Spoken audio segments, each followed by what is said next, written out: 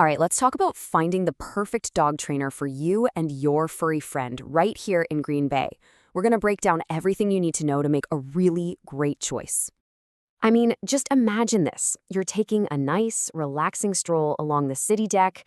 Maybe you're having fun at a community event near Lambeau Field, and your dog is right there with you, just calm, happy, and super well behaved. That's the dream, right? And the right training is what gets you there. Okay, so where do you even start? It can feel a little overwhelming. Before you just start Googling trainers, it really helps to know what makes a great one stand out from the pack. We're going to look at three key things: their training philosophy, their credentials, and the kinds of programs they actually offer. You're going to hear this term a lot, positive reinforcement, and for good reason. It's really the foundation of modern, effective, and humane training. Basically, it's all about rewarding the behavior you want to see. Think treats, praise, toys. It's not just kinder, it builds this amazing, trusting bond between you and your dog. When you look at a trainer's website, you might see a bunch of letters after their name, like CPDTK or KPA CTP. I know it can look like a bit of an alphabet soup, but these are actually really important. They're a quality check.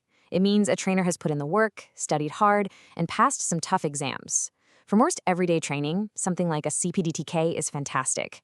If you're dealing with more serious issues, like a lot of fear or reactivity, then a certification like an IAABC CBBC tells you you're talking to a specialist. So when it comes to training formats, you've usually got two main choices.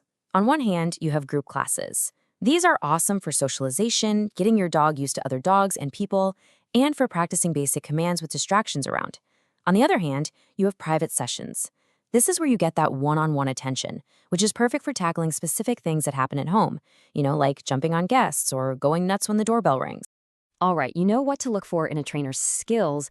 Now let's talk about the practical stuff. We're going to get into what you should expect to pay, and maybe most importantly, what you need to ask a potential trainer before you hire them.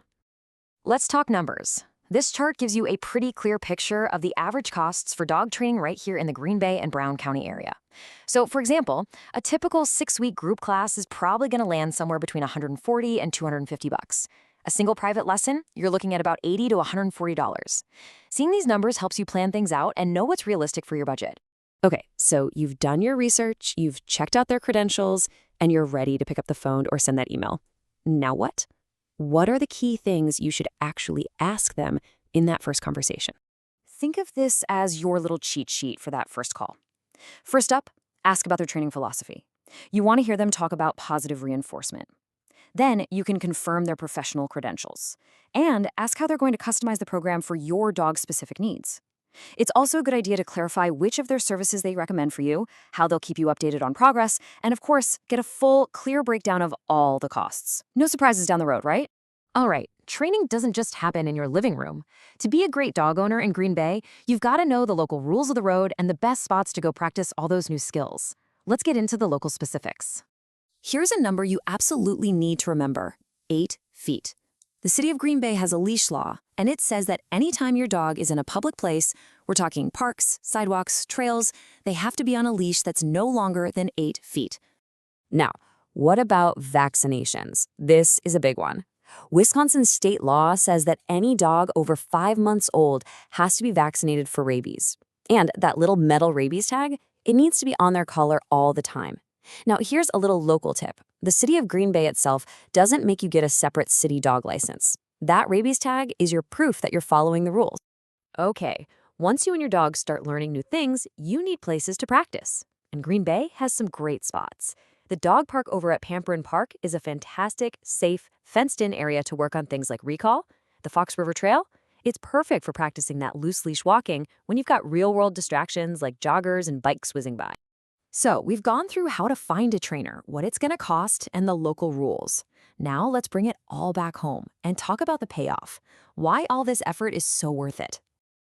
This really sums it up perfectly. Taking the time to find the right professional is about so much more than just teaching sit and stay.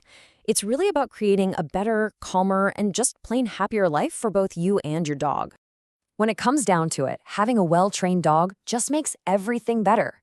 Every single outing in Green Bay, whether it's a simple walker on the block or exploring one of our amazing parks, becomes more enjoyable.